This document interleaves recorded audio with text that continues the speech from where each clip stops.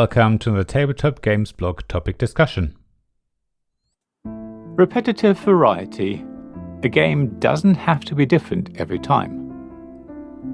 The concepts of replayability and variety are often considered to be one and the same.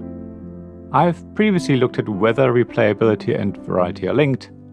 My article, Variable Replayability, came to the conclusion that those two concepts are not necessarily related.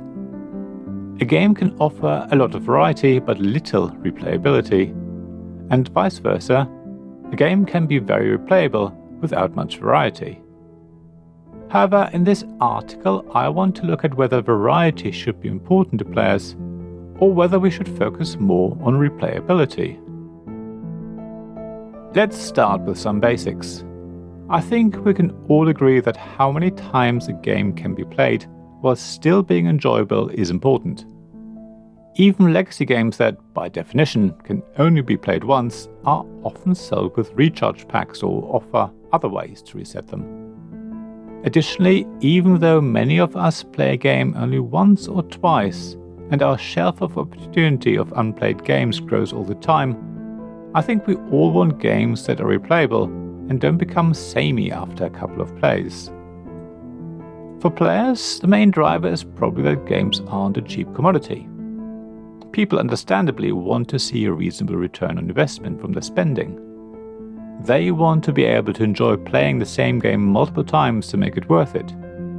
As a result, publishers and game designers want to make games that can be joined many times.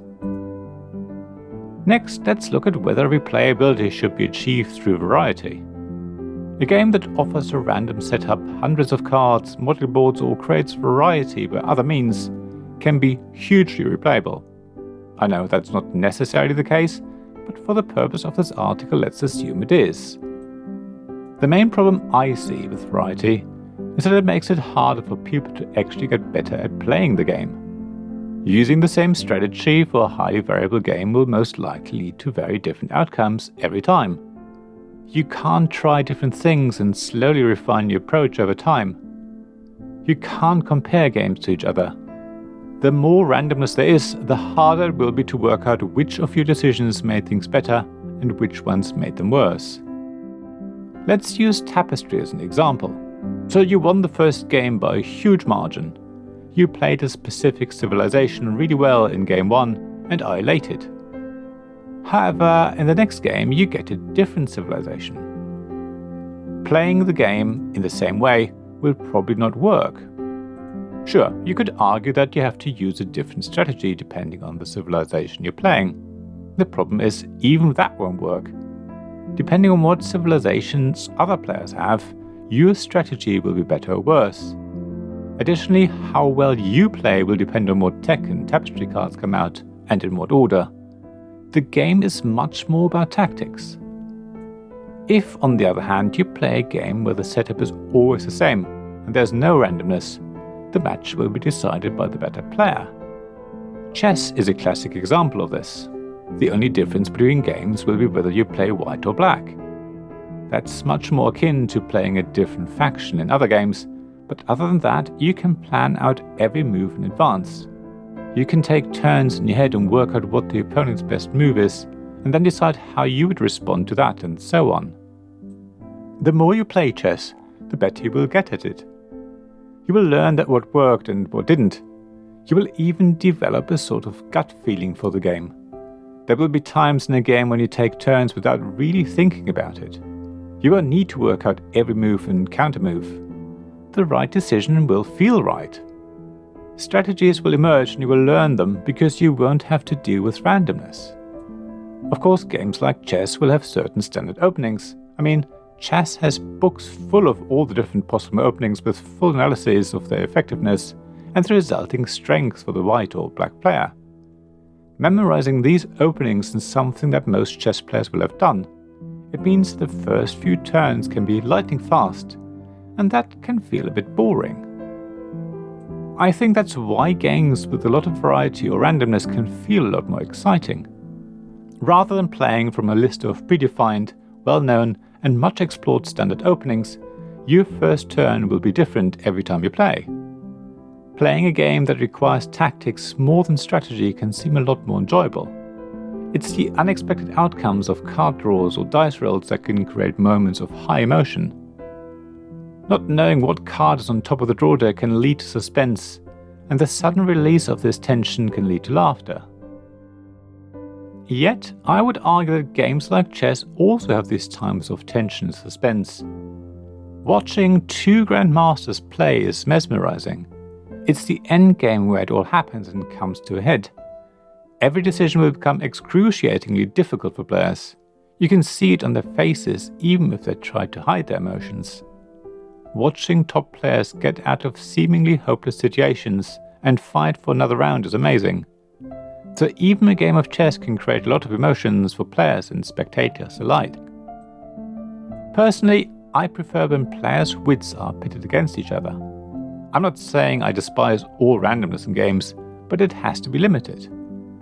A variable setup can make things more interesting as long as the rest of the game is much more predictable. At the same time, I really don't like when a game is won on a dice roll.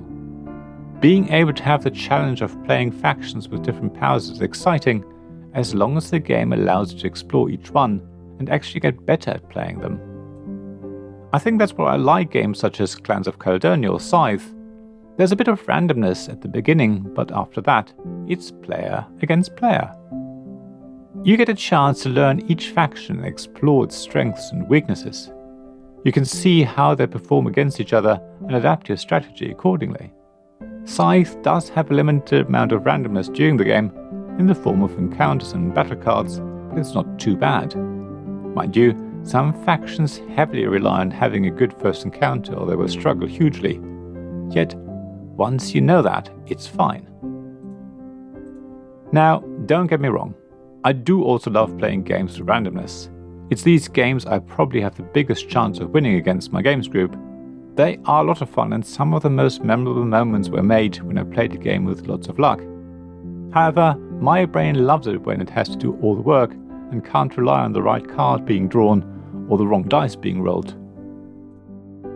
As always, I wonder what you think. Do you like games with randomness or do you prefer games with none or at least only very little? What are your favorite games and how much randomness do they contain? Do you enjoy playing games repeatedly so you can get better at them? Or do you just want to play games and have fun and don't care about improving? Please share thoughts on the blog at tabletopgamesblog.com. I'd love to hear from you. Thank you for listening to this Tabletop Games Blog topic discussion podcast. Please check the description below for links mentioned in this episode as well as to the written version of this article on the blog.